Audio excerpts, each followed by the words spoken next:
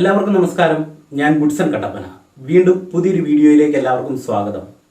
ഇന്നത്തെ വീഡിയോയിൽ പറഞ്ഞു തരുവാനായിട്ട് ഉദ്ദേശിക്കുന്നത് ഹാൻഡ് സിഗ്നലുകളെ കുറിച്ചാണ്. അതായത് ഈ ഹാൻഡ് സിഗ്നലുകൾ അറിഞ്ഞെങ്കിൽ മാത്രമേ നിങ്ങൾക്കൊരു ഡ്രൈവിംഗ് ടെസ്റ്റ് വളരെ എളുപ്പത്തിൽ പാസ്സാകുവാനായിട്ട് സാധിക്കത്തുള്ളൂ. അതുകൊണ്ട് പുതിയതായിട്ട് വാഹനം പഠിക്കുന്ന വിദ്യാർത്ഥികൾ, ലൈസൻസിന് വേണ്ടി പുതിയതായിട്ട് വാഹനം പഠിക്കുന്ന വിദ്യാർത്ഥികൾ ഈ സിഗ്നലുകൾ അറിഞ്ഞിരിക്കണം. അതുപോലെ തന്നെ വാഹനം ഓടിക്കുന്ന ഒരാളും ഈ സിഗ്നലുകൾ അറിഞ്ഞിരിക്കുന്നത് വളരെ നല്ലതായിരിക്കും.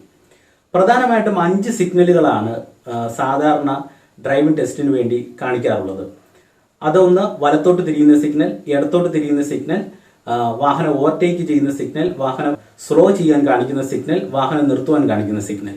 ഇതാണ് പ്രധാനമായിട്ടും ഉപയോഗിക്കുന്ന സിഗ്നലുകൾ. ഇപ്പോഴുള്ള വാഹനങ്ങളിൽ ഇൻഡിക്കേറ്റർ സിഗ്നലുകൾ നമുക്ക് കാണിക്കുവാനായിട്ട് സാധിക്കും.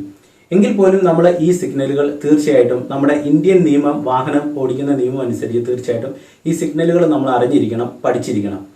അതുകൊണ്ട് തന്നെയാണ് ഒരു ഡ്രൈവിംഗ് ടെസ്റ്റ് അറ്റൻഡ് ചെയ്യുന്ന സാഹചര്യങ്ങളിൽ ഈ സിഗ്നലുകൾ നമ്മൾ കൃത്യമായിട്ട് പഠിച്ചെങ്കിൽ മാത്രമേ നമ്മൾ പാസ്സാകത്തുള്ളൂ. ഇല്ലെങ്കിൽ ഫെയിലായി പോകാനുള്ള സാധ്യതകൾ കൂടുതലാണ്.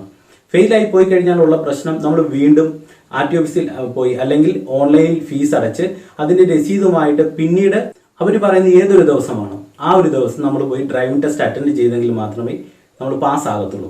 അതുകൊണ്ട് തീർച്ചയായിട്ടും വാഹനം ഓടിക്കുന്നതിന്റെ കൂട്ടത്തിൽ തന്നെ ഈ സിഗ്നലുകളും അറിഞ്ഞിരിക്കണം. അപ്പോൾ ഏറ്റവും ആദ്യം ഞാൻ ആ സിഗ്നലുകൾ നിങ്ങളെ ഒന്ന് കാണിച്ചു തരാം. ആദ്യത്തെ സിഗ്നൽ വാഹനം വലത്തോട്ട് തിരിയുമ്പോൾ കാണിക്കേണ്ട സിഗ്നൽ.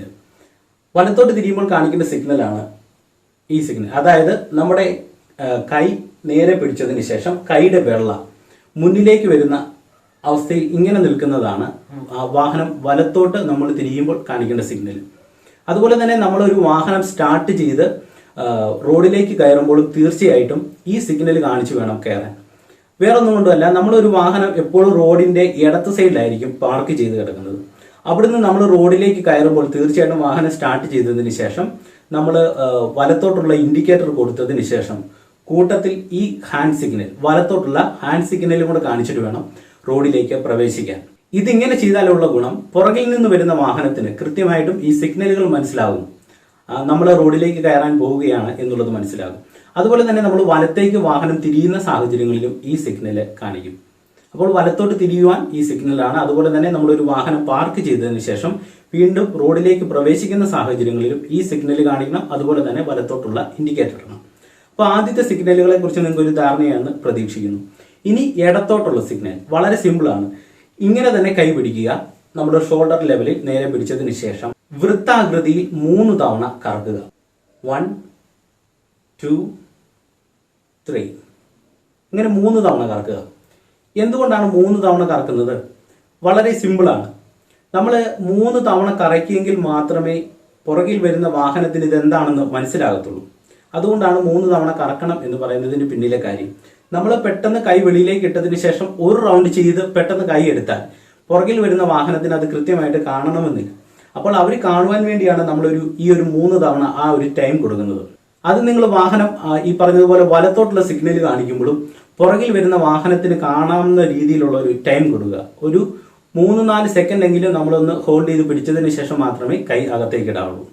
അപ്പോൾ വലത്തോട്ടുള്ള സിഗ്നൽ ഇത്. ഇനി ഇടത്തോട്ടുള്ള സിഗ്നൽ ആണെങ്കിൽ ഇങ്ങനെ 3 തവണ വൃത്താകൃതിയിൽ കറക്കുക. ഇനിയുള്ള സിഗ്നലാണ് ഓവർടേക്കിംഗ് സിഗ്നൽ.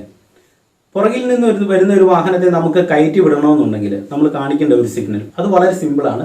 നമ്മുടെ കൈ ഇതുപോലെ തന്നെ നേരെ സ്ട്രെയിറ്റ് ആയിട്ട് വെച്ചതിന് ശേഷം ഷോൾഡർ ലെവലിൽ വെച്ചതിന് ശേഷം റാ ഷേപ്പിൽ കറക്കുക. അതായത് ഇങ്ങനെ, അതും 3 തവണ. അതായത് 1 2 3 ഇങ്ങനെ 3 തവണ കറക്കുക. അപ്പോൾ കൃത്യമായിട്ട് പുറകെ വരുന്ന വാഹനത്തിന് അത് കൃത്യമായിട്ട് മനസ്സിലാകും. ഇനിയുള്ളതാണ് സ്ലോ ഡൗൺ സിഗ്നൽ.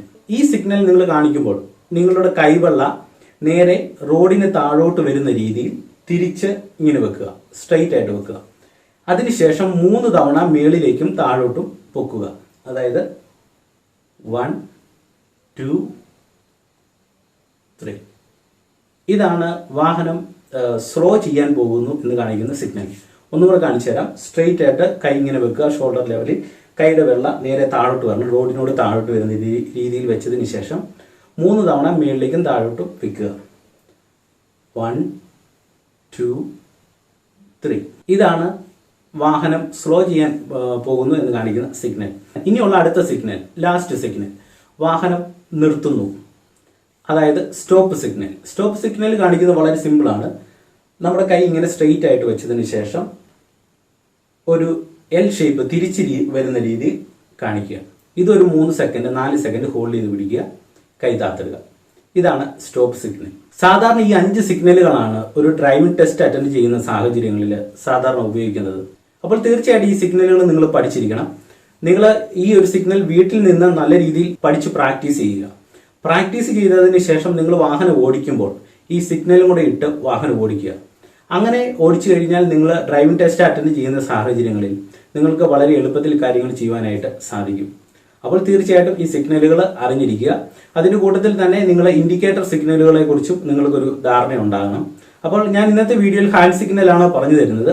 തീർച്ചയായിട്ടും നിങ്ങൾക്ക് ഈ വീഡിയോ ഗുണമാകുമെന്ന് പ്രതീക്ഷിക്കുന്നു. അപ്പോൾ നിങ്ങൾക്ക് വീഡിയോ ഇഷ്ടപ്പെട്ടാൽ ചാനൽ ഒന്ന് ലൈക്ക് ചെയ്യുക, ഷെയർ ചെയ്യുക, സബ്സ്ക്രൈബ് ചെയ്യുക, അതുപോലെ തന്നെ കമൻറ്റ് ചെയ്യുക. വീണ്ടും അടുത്തൊരു വീഡിയോയിൽ കാണാം. എല്ലാവർക്കും നല്ലൊരു ദിവസം ആശംസിക്കുന്നു. നന്ദി. എൻ്റെ ചാനൽ സബ്സ്ക്രൈബ് ചെയ്യുവാൻ വേണ്ടി ഈ വീഡിയോയുടെ താഴെ കാണുന്ന സബ്സ്ക്രൈബ് ബട്ടൺ ഒന്ന് ക്ലിക്ക് ചെയ്യുക. പുതിയ വീഡിയോകളുടെ നോട്ടിഫിക്കേഷൻ കിട്ടുവാനായിട്ട് ആ ബെൽ ഐക്കണിൽ ഒന്ന് ക്ലിക്ക് ചെയ്യുക.